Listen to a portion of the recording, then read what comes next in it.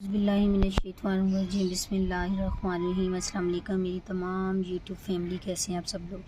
उम्मीद करती हूँ कि सब लोग खैरियत से होंगे और अच्छे अच्छे कामों में मसरूफ़ होंगे और बहुत अच्छे से गार्डनिंग भी कर रहे होंगे। तो डियर फ्रेंड्स, आज की ये मेरी जो वीडियो है वो आपको हिबिस्कस प्लांट के बारे में है कि सर्दियों में हम हिबिस्कस प्लांट की केयर किस तरह करें ताकि ये प्लांट हमारे पास बना रहे। हिबिस्कस के बारे में थोड़ा आपको इंट्रो देती जाऊँ, थोड़ा तारुफ़ करवाती जाऊँ। आपको पता होगा सबके पास अगर है कि ये साल भर हमेशा सब्ज़ पत्ते देता है और सीज़न आने पर इस पर बेशुमार फूल उगते हैं। बेशुमार मतलब रंग बिरंगे फूल। दो तरह का होता है, हाइब्रिड होता है, देसी होता है। और ये जो तकरीबन ये देखें, ये वाला ये सारा देसी में आ रहा है। एंड पे आपको देखें, थोड़ा सा फ़र्क बता दूँ कि आपको ये देखें, ये जो बड़े पत्तों वाला है वो एंड पे है, तो ये हाइब्रिड है। हाइब्रिड मीन कि इसके डबल पेटल फूल होते हैं, बहुत बड़े फूल होते हैं। सर्दियों में इसको हाइब्रिड जो होता है उसको कोई इतना ख़ास फ़र्क नहीं पड़ता। हाँ, टेम्परेचर 10 डिग्री से नीचे चला जाए तो फिर ये डॉर्मेंसी में जाते हैं।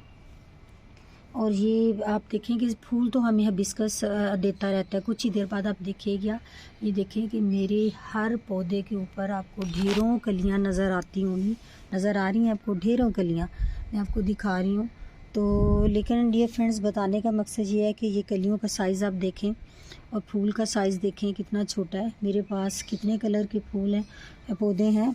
येलो है और एक मेरे पास पीच जिसको लाइट येलो कह लें, और इसके बाद पिंक है, रेड है, और रेड मेरे पास 2-3 है। उसके बाद हाइब्रिड में ये डबल पेटल पिंक कलर का है, और उधर येलो मेरे पास कई सारे और दूसरी जगहों पे भी पड़े हुए हैं। तो डियर फ्रेंड्स, मैं आपको इसकी केयर बताऊंगी कि आप इसको रख किस तरह सकते हैं। इसको आप ये देखें, मैंने फ्लावर पॉट, ग्रो बैग्स, ये बास्केट्स इनके अंदर लगाए हुए हैं। ये मेरी रूफ टॉप गार्डन पे पड़े हुए हैं।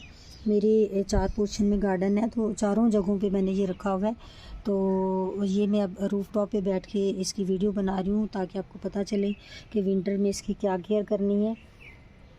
इसको आप गमलों में उगा सकते हैं, ज़मीन में लगाएं तो ये ज़रा बड़ा पौधा बन जाता है। बड़ा पौधा मीन के आप ये देखें, मेरा खनीर का पौधा ये मैंने ग्रो बैग के अंदर रखा हुआ है। तो ये हिबिस्कस भी काफ़ी बड़ा मतलब पौधा ज़मीन के अंदर फूलों से भरा हुआ, आप मिनी ट्री कह लें या इस तरह कह लें कि बड़ा हो जाता है। ग्रो बैग के अंदर आप इसकी प्रूनिंग करते जाएं तो ये बुशी तरह का आप एक झाड़ी नुमा भी पौधा ले सकते हैं इसका। उसके बाद इसकी बॉन्साई भी बन सकती है। ये डिपेंड करता है डियर फ्रेंड्स कि आप किस तरह का प्लांट इसका चाह रहे हैं, किस तरह का इसको रखना चाह रहे हैं, उसी तरह का आप ये देखें। इसके पैंदे में मैंने लहसुन लगाया हुआ है, तो ये गुले दौदी लगा हुआ है इनके पैंदे में। तो डियर फ्रेंड्स, अब जिस तरह का चाहें उस तरह का आप इसको शेप दे सकते हैं, इसको रख सकते हैं। ग्रो बैग में लगाएं, आप मिट्टी के गमले में लगाएं, इस तरह की बास्केट्स में लगा लें, आप ज़मीन पे लगाएं तो ये बहुत अच्छा ग्रो करता है। और इसका डॉर्मेंसी का पीरियड आप ये देखें तो सर्दियाँ जो है मिड अक्टूबर ऐसे स्टार्ट हो के तो आप कह लें फरवरी तक इसका डॉर्मेंसी का पीरियड होता है। तकरीबन डॉर्मेंसी मतलब सो जाना। डॉर्मेंसी जिस तरह हम लोग सारा दिन की वर्किंग के बाद आप कहें कि रात को रेस्ट करते हैं और सुबह हम लोग तरोताज़ा फ्रेश अपने काम के लिए दोबारा से तैयार हो जाते हैं, तो सेम इसी तरह आप देखें ये साल भर गर्मियों में बहुत अच्छी फ्लावरिंग करता है और बरसात में तो बहुत ही अच्छी करता है। पूरी गर्मियाँ ये फूल देता है, बहुत बड़े बड़े इसके पत्ते, इसके फूल हमारे बागीचे को बहुत खूबसूरत रखते हैं। और सर्दियाँ जैसे ही आती हैं, सर्दियाँ आप देखेंगे मिड नवंबर हो गया तो आपको ये देखिए कितनी बर्ड्स नज़र आ रही है। मिड नवंबर में भी ये हमें फूल दे रहा है। अब शाम का टाइम है तो फूल काफ़ी गिर चुके हुए हैं, तो मैं आपको दिखाती हूँ। ये देखिए कितनी बर्ड्स दे रहा है, लेकिन ये फूल लेने, छोटे छोटे फूल या बर्ड्स रखने का फ़ायदा कोई नहीं। तो इसलिए कि अब ये डॉर्मेंसी में जा रहा है। ये देखिए आपको इसके पत्ते रेड होते हुए नज़र आ रहे हैं, ये रेड ब्लैकिश पिंक से ये इट्स मीन कि डॉर्मेंसी में जा रहा है और ये येलो होके गिरना शुरू हो जाएंगे। इसमें परेशानी वाली कोई बात नहीं। ये सो रहा है, तो जब इसने सो जाना है, रेस्ट करना है, तो हमें इसके लिए क्या एहतियाती करनी है, इसके आराम का हमने किस तरह ख्याल रखना है। क्योंकि जब ये उठे तरोताज़ा होके तो पहले की तरह हमें खुशबाश फूलों से भरा हुआ हरे पत्तों के साथ मिले।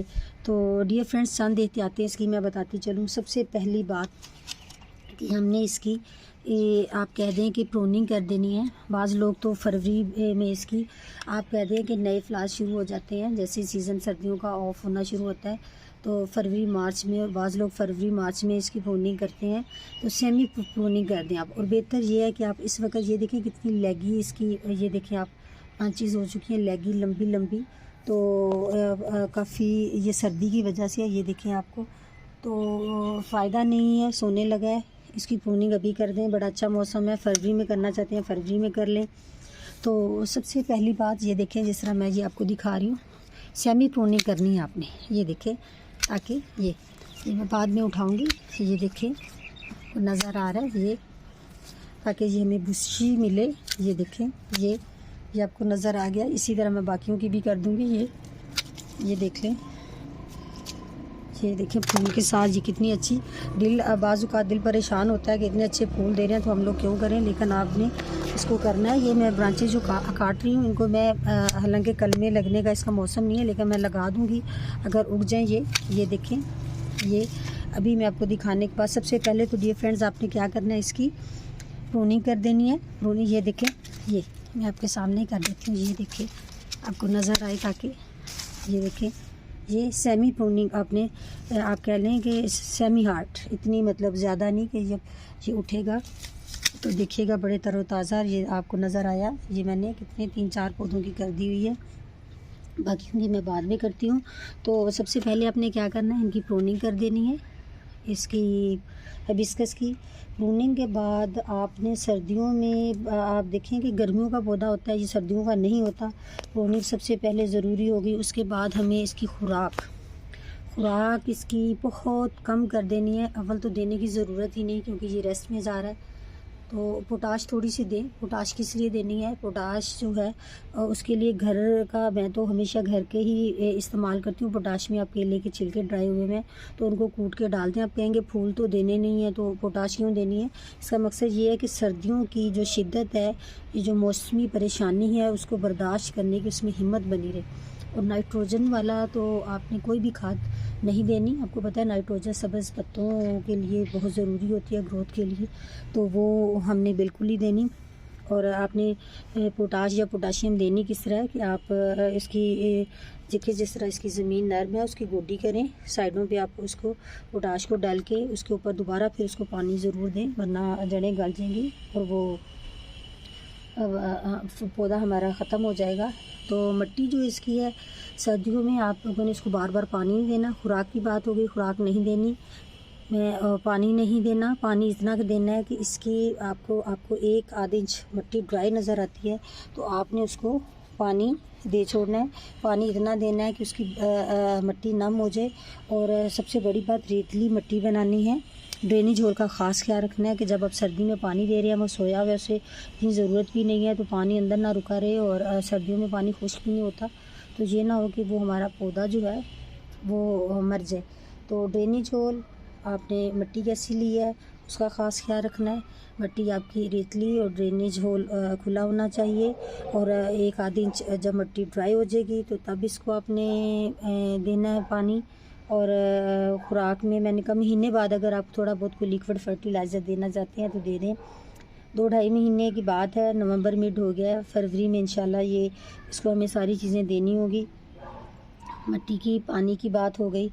और उसके बाद हम लोगों ने इसको देखें कि इसमें इसको रखना किस जगह पे है। इसको जहाँ तेज़ अगर दिन की धूप आती है तो धूप वाली जगह पे रखें, जिस जहाँ धूप पड़े। और कोहरे से इसको बचाना है, कोहरा ना इस पर पड़े, वरना आपको पता है कि सख्त सर्दी में वो बहुत ज़्यादा परेशान होते हैं, इसलिए कि शेडी एरिया है तो वहाँ इसको ट्रांसफ़र कर दें, उस तरफ इसको रखें। और सर्दियों में जब कोहरा यानी टेम्परेचर बहुत ज़्यादा गिर जाता है तो शेडी एरिया इसके लिए हो जाता है, इसको शेडी एरिया में रखें। और प्रूनिंग इसकी कर दी हमने। मैं एक दफ़ा दोबारा रिपीट कर देती हूँ डियर फ्रेंड्स। एक तो आप इसकी प्रूनिंग कर दें सर्दियों के लिए। नंबर 2, इसको खाने पीने के लिए कुछ नहीं देना। अगर देना है तो महीने बाद कोई लिक्विड फर्टिलाइज़र दे दें। और जब आपने प्रूनिंग की है उसके बाद आप एक दफ़ा इसमें पोटाशियम डाल दें, वो भी जिस तरह मैंने तरीका बताया।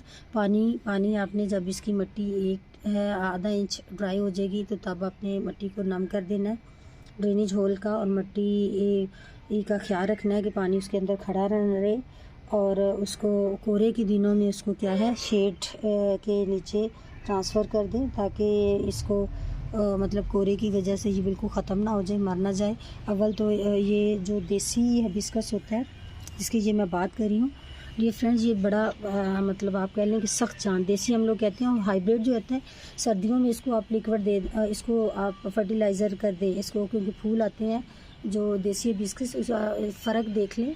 जो हमारा देसी होता है उसके पत्ते छोटे छोटे और लंबे हैं, और जो हाइब्रिड है वो नज़र आ रहा है आपको। हाइब्रिड के पत्ते देखें गोल है, ज़रा मोटे हैं। तो हाइब्रिड को सर्दियों में इस मौसम में भी ये फूल दे रहा है। सिर्फ हाइब्रिड का डोरमेंसी पीरियड सिर्फ ये जब मैंने बोला है कि 10 डिग्री से नीचे टेम्परेचर जाता है तो थोड़ी देर के लिए वो डोरमेंसी में जाता है, लेकिन वो बहुत नाजुक पौधा होता है। हाइब्रिड का आप कह लें कि ब्रायलर मुर्गी वाला हाल है। और देसी जो है ये सख्त जान होता है, बर्दाश्त करता है। आप फिर भी इसकी थोड़ी सी केयर करें। हमारे ये कलरफुल कर दे हमारे गार्डन को। जब ये दोबारा हमें मिले फरवरी में खुश होके उठे। तो डियर फ्रेंड्स, उम्मीद करती हूँ आपको ये सारी वीडियो पसंद आई होगी। आप अपने हिबिस्कस के पौधे के बारे में इन तमाम हदायत पर अमल करेंगे, उसको महफूज कर लेंगे और मुझे दुआओं में याद रखेंगे। और काइंडली मुझे कमेंट ज़रूर कीजिएगा, लाइक कीजिएगा, फैमिली फ्रेंड्स के साथ शेयर कीजिएगा और सब्सक्राइब तो लाजमी कीजिएगा। Thank you so much.